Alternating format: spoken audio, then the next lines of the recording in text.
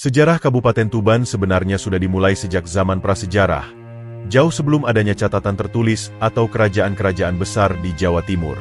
Bukti-bukti arkeologis menunjukkan bahwa wilayah Tuban telah dihuni oleh manusia purba yang tinggal di kawasan pegunungan kapur dan lembah-lembah sekitarnya.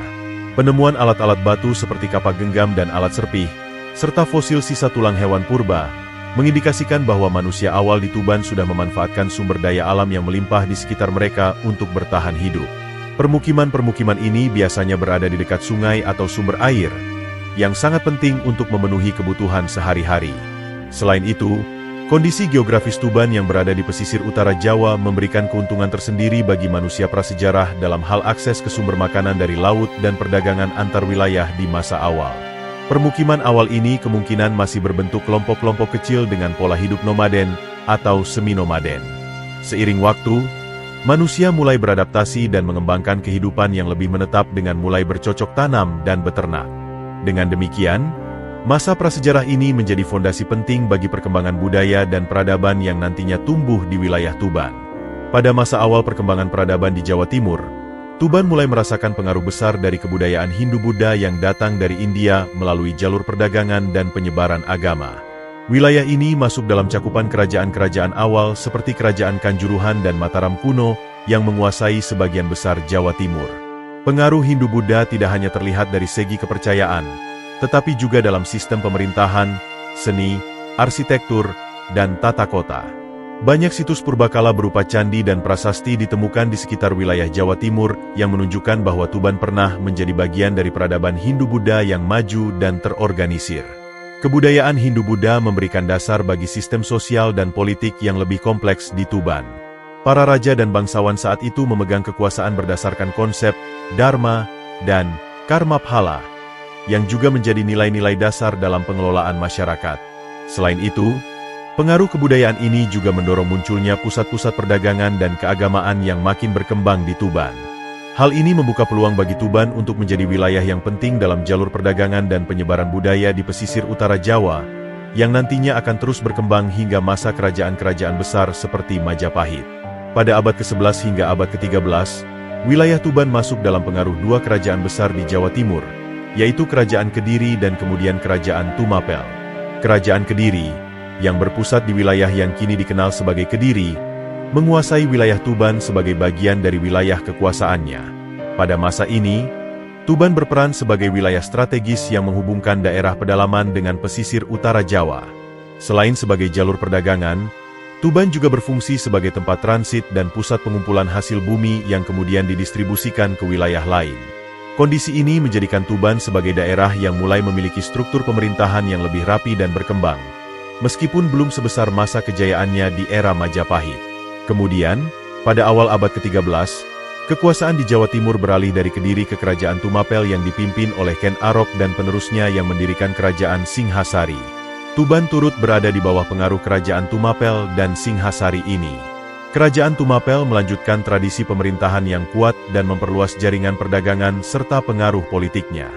Wilayah pesisir utara seperti Tuban menjadi penting sebagai jalur utama masuknya barang dan pengaruh dari luar Jawa, termasuk dari Asia Tenggara dan India.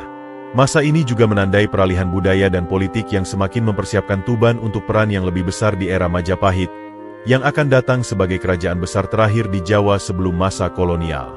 Pada masa kejayaan kerajaan Majapahit yang berlangsung dari akhir abad ke-13 hingga abad ke-15, Tuban mencapai puncak pentingnya sebagai salah satu pelabuhan utama di pesisir utara Pulau Jawa.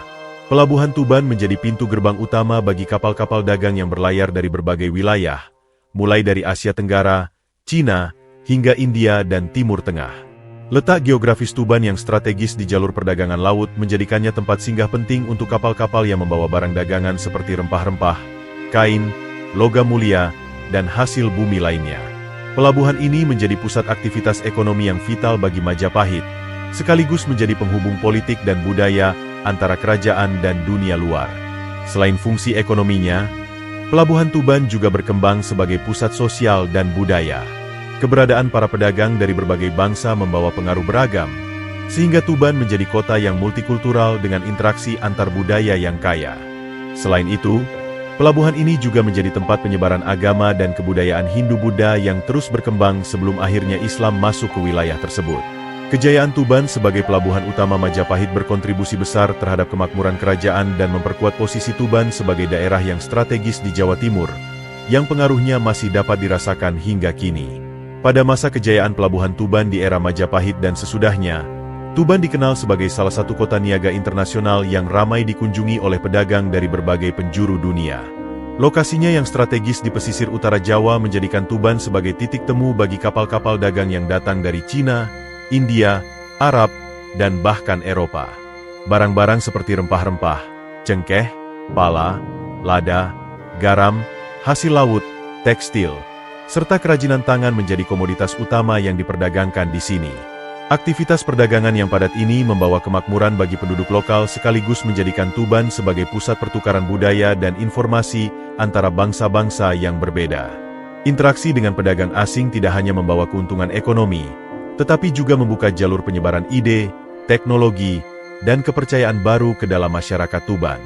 Kehadiran para pedagang Muslim dari Timur Tengah dan India, misalnya, turut memengaruhi perkembangan budaya dan agama di Tuban, yang kemudian berkontribusi pada proses Islamisasi di daerah tersebut. Selain itu, Tuban menjadi pusat penting yang menghubungkan jalur perdagangan darat dan laut di Jawa Timur, sehingga peranannya tidak hanya sebatas pelabuhan tapi juga sebagai kota transit dan pengumpul barang yang didistribusikan ke wilayah pedalaman maupun ke pelabuhan-pelabuhan lain di Nusantara.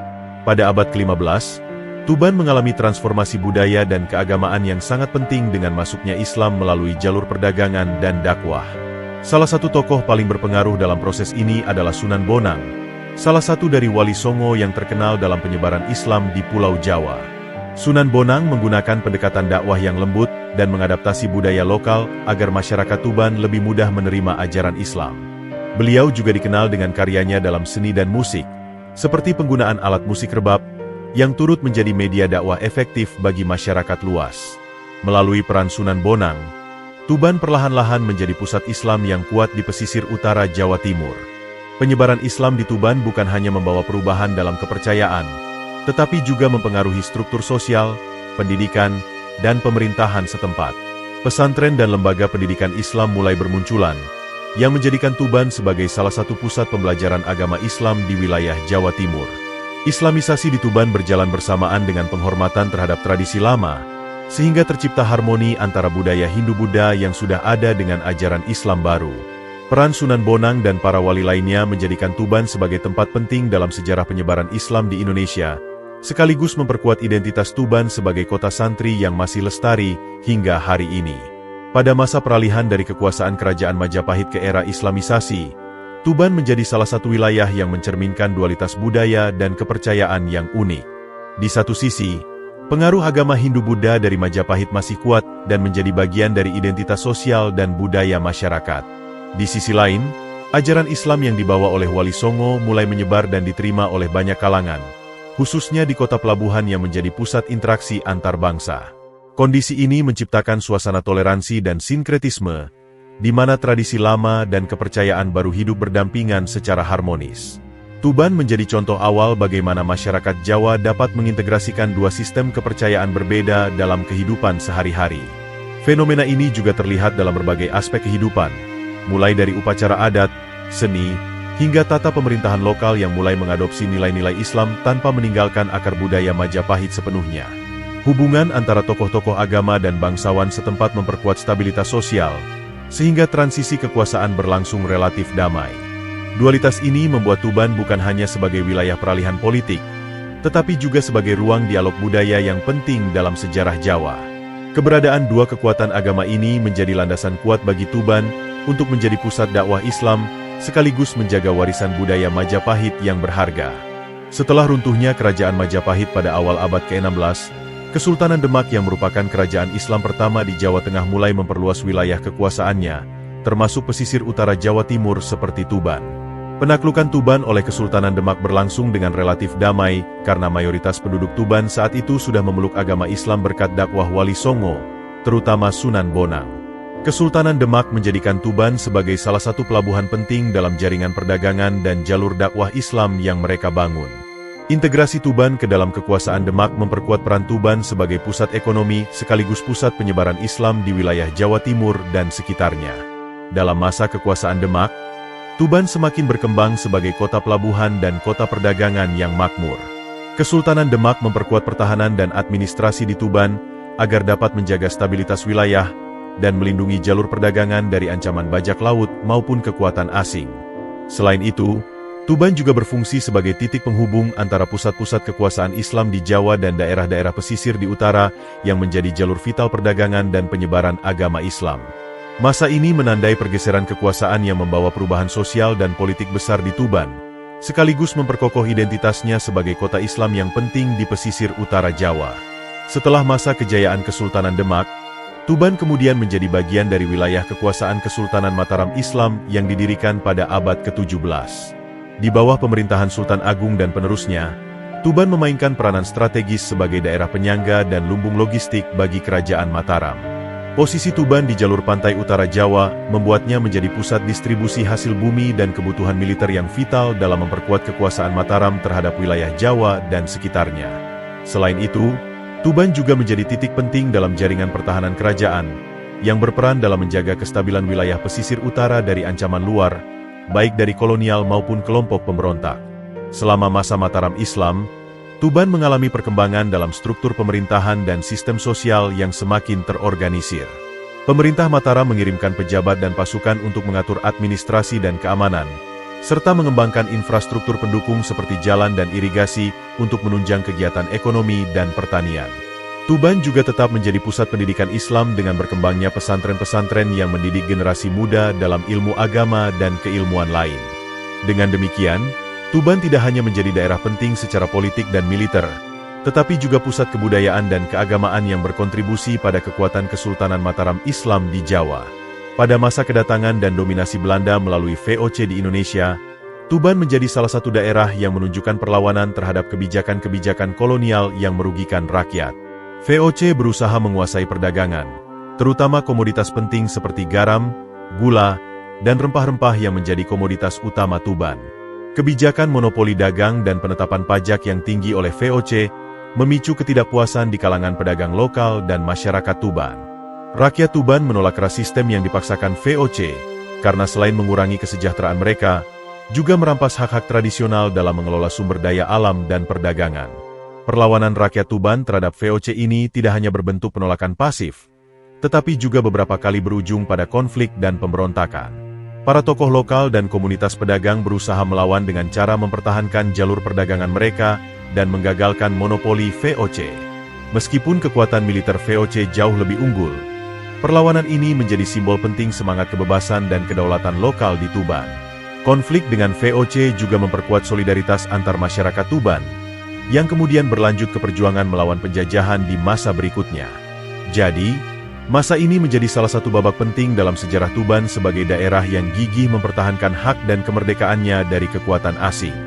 Pada abad ke-18, ketidakpuasan terhadap sistem feodalisme dan penindasan kolonial Belanda semakin memuncak di wilayah Lasem dan Tuban. Kedua daerah ini, yang menjadi pusat produksi tebu, garam, dan hasil pertanian lainnya, merasakan tekanan berat akibat kebijakan tanam paksa dan sistem pajak yang membebani rakyat kecil. Ketidakadilan ini memicu gelombang pemberontakan yang melibatkan para petani, buruh, dan tokoh-tokoh masyarakat setempat. Pemberontakan ini bukan hanya soal ekonomi, tetapi juga merupakan ekspresi kekecewaan sosial dan keinginan kuat untuk menolak dominasi kolonial yang dianggap menghancurkan kehidupan rakyat. Pemberontakan di Lasem dan Tuban seringkali berlangsung dengan cara mengorganisir gerakan bawah tanah dan perlawanan bersenjata yang sporadis, meskipun sering mendapat tekanan berat dari pasukan Belanda yang lebih modern dan terorganisir. Meskipun pemberontakan tersebut tidak selalu berhasil secara langsung dalam menggulingkan kekuasaan kolonial, semangat perjuangan rakyat Tuban dan Lasem ini menjadi bagian penting dari sejarah perlawanan rakyat Jawa terhadap penjajahan. Peristiwa ini juga menginspirasi munculnya gerakan nasionalisme di kemudian hari yang memperjuangkan kemerdekaan Indonesia. Dengan demikian, pemberontakan tersebut menjadi tonggak penting dalam perjalanan panjang Tuban menuju kedaulatan bangsa. Pada masa penjajahan kolonial Belanda, Tuban menjadi salah satu pusat kegiatan keagamaan dan intelektual Islam di Jawa Timur. Di tengah tekanan sosial dan politik yang berat, Muncul sejumlah tokoh ulama lokal yang berperan penting dalam menjaga dan mengembangkan ajaran Islam serta membangkitkan kesadaran nasionalisme di kalangan masyarakat. Ulama-ulama seperti Kiai Haji Mustain Romli dan kiai-kiai lainnya di daerah Rengel, Widang, dan Palang tidak hanya aktif mengajar dan berdakwah, tetapi juga menjadi inspirasi bagi perjuangan rakyat melawan penjajahan melalui pendidikan dan kegiatan keagamaan. Pesantren-pesantren di Tuban tumbuh menjadi pusat pembelajaran yang menanamkan nilai-nilai keislaman sekaligus semangat kebangsaan. Para ulama ini menggunakan pendekatan dakwah yang menekankan pentingnya persatuan, keteguhan iman, dan pembebasan dari penjajahan. Mereka menjadi penghubung antara tradisi keagamaan dan gerakan sosial politik yang berkembang di Indonesia pada masa itu. Melalui pendidikan agama dan dakwah yang mereka lakukan, masyarakat Tuban tidak hanya mendapatkan pengetahuan agama tetapi juga motivasi untuk mempertahankan hak dan martabatnya sebagai bangsa yang merdeka. Peran ulama lokal Tuban ini sangat krusial dalam menggerakkan kesadaran nasional dan membangun basis perjuangan yang akhirnya berkontribusi pada kemerdekaan Indonesia. Pada masa pemerintahan kolonial Belanda, khususnya pada abad ke-19, Tuban mengalami perubahan sosial ekonomi yang signifikan akibat diberlakukannya sistem tanam paksa, kultur stelsel. Sistem ini memaksa para petani di Tuban untuk menanam tanaman komoditas ekspor, seperti tebu dan kapas yang dikuasai oleh pemerintah kolonial. Kebijakan ini menyebabkan penderitaan besar bagi rakyat Tuban karena mereka harus bekerja keras di ladang yang dikuasai Belanda, sementara hasil panen sebagian besar disita untuk kepentingan eksportir Belanda. Selain itu, sistem tanam paksa ini juga membatasi lahan pertanian untuk kebutuhan pangan lokal, sehingga berdampak pada kelaparan dan kemiskinan di kalangan petani. Selain tebu, Tuban juga menjadi salah satu pusat produksi garam yang dikontrol ketat oleh Belanda. Rakyat dipaksa memenuhi kuota garam yang tinggi dengan upah rendah, serta menghadapi kerja rodi yang melelahkan. Kondisi ini memicu berbagai bentuk perlawanan rakyat, baik secara terselubung maupun terbuka. Namun, kekuatan militer dan administrasi kolonial yang superior seringkali membuat perlawanan ini sulit untuk berhasil.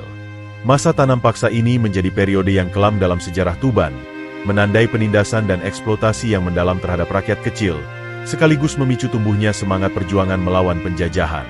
Selama masa kolonial Belanda, pemerintah Hindia Belanda mulai membangun berbagai infrastruktur di Tuban untuk menunjang kepentingan ekonomi mereka, terutama dalam mengoptimalkan pengangkutan hasil bumi seperti garam, gula, dan hasil pertanian lainnya. Salah satu proyek besar adalah pembangunan pelabuhan yang lebih modern agar aktivitas perdagangan laut dapat berlangsung lebih efisien. Selain itu, jalur kereta api mulai dibangun menghubungkan Tuban dengan daerah-daerah penting lain di Jawa Timur, sehingga mempercepat arus barang dan mobilitas manusia. Sistem irigasi juga dikembangkan untuk meningkatkan produktivitas pertanian, khususnya di wilayah persawahan, meskipun tujuannya lebih kepada memaksimalkan hasil ekspor bagi Belanda daripada kesejahteraan petani lokal. Pembangunan infrastruktur ini membawa perubahan besar pada struktur sosial dan ekonomi masyarakat Tuban. Kota Tuban mulai mengalami urbanisasi dan kemajuan dalam bidang perdagangan. Namun hal ini juga memperdalam ketergantungan ekonomi pada kolonial.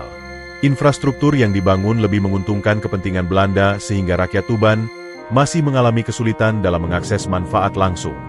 Meskipun demikian, infrastruktur ini kemudian menjadi fondasi bagi perkembangan Tuban di masa depan, termasuk dalam memperkuat posisi Tuban sebagai kota pelabuhan dan pusat industri di era modern. Jadi, pembangunan kolonial ini sekaligus membawa dampak positif dan negatif bagi masyarakat setempat. Memasuki awal abad ke-20, Tuban menjadi salah satu pusat penting dalam gelombang kebangkitan nasional di Indonesia. Para pemuda dan tokoh masyarakat Tuban aktif mendirikan dan bergabung dengan organisasi pergerakan seperti Sarekat Islam, Muhammadiyah, dan Nahdlatul Ulama yang berperan besar dalam menyebarkan semangat kemerdekaan dan kesadaran nasionalisme di kalangan rakyat. Melalui organisasi-organisasi ini, pemuda Tuban tidak hanya terlibat dalam kegiatan keagamaan, tetapi juga mulai bergerak dalam bidang sosial, pendidikan, dan politik. Mereka mengadakan pertemuan, diskusi, dan kampanye yang bertujuan untuk membangkitkan semangat perjuangan melawan penjajahan Belanda. Selain itu, para pemuda Tuban juga berperan dalam menyebarkan pendidikan dan kesadaran politik ke masyarakat luas. Mereka mendirikan sekolah-sekolah rakyat dan majelis taklim yang menjadi tempat pembelajaran sekaligus ruang diskusi tentang pentingnya kemerdekaan dan hak-hak rakyat.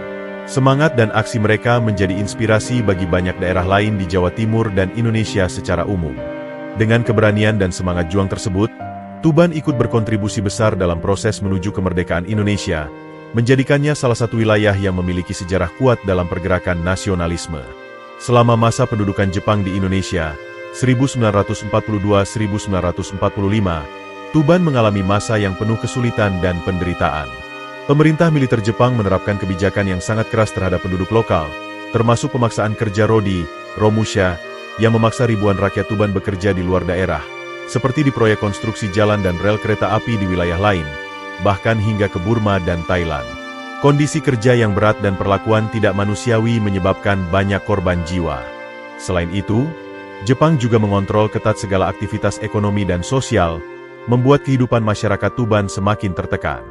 Namun, di tengah tekanan tersebut, semangat perjuangan rakyat Tuban untuk meraih kemerdekaan tetap membara. Banyak kelompok gerilya dan perlawanan bawah tanah terbentuk di Tuban selama masa pendudukan Jepang. Mereka beroperasi secara sembunyi-sembunyi, melakukan sabotase terhadap fasilitas Jepang, dan menyebarkan propaganda kemerdekaan kepada masyarakat. Perjuangan gerilya ini melibatkan berbagai elemen masyarakat, mulai dari pemuda, petani, hingga ulama yang memanfaatkan jaringan sosial dan pesantren sebagai basis perlawanan. Meski menghadapi risiko besar, perlawanan ini menjadi bagian penting dalam mempertahankan semangat kemerdekaan yang nantinya akan melahirkan perjuangan lebih besar setelah Jepang menyerah dan Indonesia memproklamasikan kemerdekaannya pada 1945. Masa ini menegaskan Tuban sebagai daerah yang gigih berjuang dalam sejarah kemerdekaan bangsa. Setelah proklamasi kemerdekaan Indonesia pada 17 Agustus 1945, Tuban menjadi salah satu daerah yang aktif berjuang mempertahankan kemerdekaan dari upaya kembalinya penjajahan oleh Belanda melalui pasukan NICA, Netherlands Indies Civil Administration. Rakyat Tuban, yang terdiri dari para pejuang kemerdekaan, laskar rakyat, dan pemuda, melakukan perlawanan gigih di berbagai wilayah, termasuk di daerah-daerah seperti Jatirogo dan Plumpang. Pertempuran ini sering berlangsung secara gerilya, dengan strategi serangan mendadak dan penguasaan wilayah secara temporer untuk menghambat pergerakan pasukan Belanda. Semangat patriotik yang tinggi mendorong masyarakat Tuban untuk bersatu dalam melawan agresi militer kolonial, meskipun mereka menghadapi keterbatasan senjata dan sumber daya. Selain pertempuran fisik, perjuangan di Tuban juga melibatkan upaya membangun struktur pemerintahan rakyat dan mempertahankan kedaulatan politik di tingkat lokal. Berbagai organisasi kemasyarakatan dan militer rakyat di Tuban berperan aktif dalam mengatur pertahanan, pendidikan, serta menjaga ketertiban sosial di tengah situasi konflik. Perjuangan ini tidak hanya mempertahankan kemerdekaan, tetapi juga memperkokoh rasa nasionalisme dan identitas sebagai bagian dari bangsa Indonesia. Masa revolusi di Tuban menjadi babak penting yang menunjukkan keberanian dan pengorbanan besar rakyat dalam merebut dan mempertahankan kemerdekaan, yang menjadi bagian dari sejarah perjuangan nasional Indonesia. Setelah kemerdekaan Indonesia, Tuban secara resmi ditetapkan sebagai salah satu kabupaten di Provinsi Jawa Timur. Pembentukan administrasi kabupaten ini merupakan kelanjutan dari sistem pemerintahan yang telah berkembang sejak masa kolonial, tetapi kini berada di bawah kendali penuh pemerintahan Republik Indonesia. Penetapan Tuban sebagai kabupaten resmi ditandai dengan pembentukan struktur pemerintahan lokal yang terdiri dari bupati, perangkat desa, dan lembaga pemerintahan lainnya yang bertugas mengelola wilayah dan mengatur kebutuhan masyarakat. Ini menjadi landasan penting bagi pengelolaan pembangunan, pelayanan publik, dan penegakan hukum di Tuban. Sebagai kabupaten, Tuban mulai fokus pada pembangunan di berbagai sektor untuk meningkatkan kesejahteraan masyarakatnya. Pemerintah daerah menjalankan program pembangunan infrastruktur, pendidikan, kesehatan, dan pertanian guna mendorong kemajuan ekonomi dan sosial. Penetapan ini juga memperkuat identitas Tuban sebagai wilayah administratif yang mandiri dan strategis di pesisir utara Jawa Timur.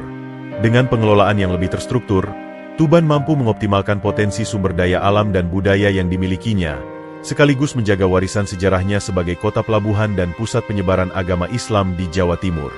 Memasuki era Orde Baru pada tahun 1966, Tuban mengalami perubahan besar dalam sektor ekonomi dan sosial dengan masuknya berbagai proyek pembangunan dan industrialisasi.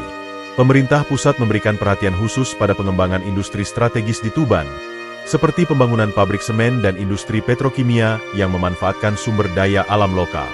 Pendirian pabrik semen, yang memanfaatkan bahan baku kapur dari kawasan perbukitan di sekitar Tuban, membuka lapangan kerja baru dan menggerakkan roda perekonomian daerah.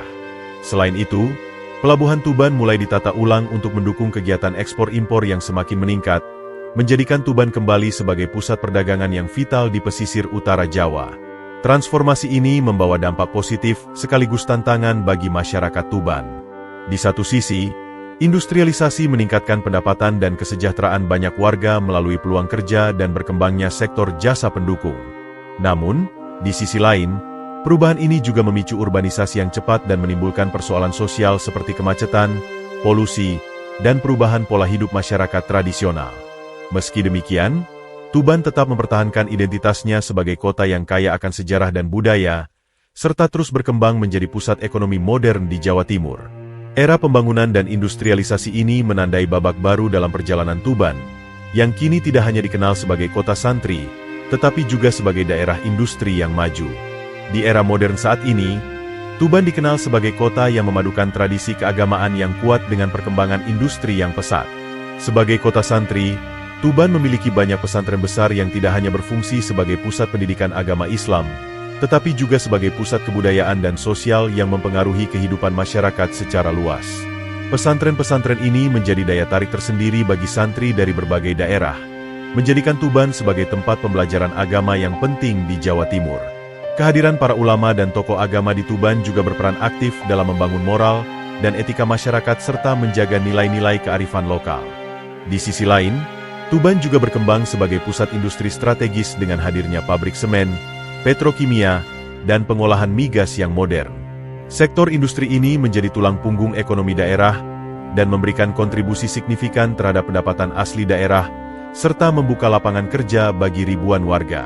Keberadaan pelabuhan modern menambah daya saing Tuban sebagai pusat perdagangan dan logistik di pesisir utara Jawa. Meskipun menghadapi tantangan seperti urbanisasi dan perubahan sosial, Tuban berhasil menjaga keseimbangan antara kemajuan industri dan pelestarian nilai-nilai keagamaan serta budaya. Dengan kombinasi ini, Tuban terus berkembang sebagai kota yang dinamis, membanggakan warisan sejarahnya sekaligus siap menghadapi tantangan masa depan.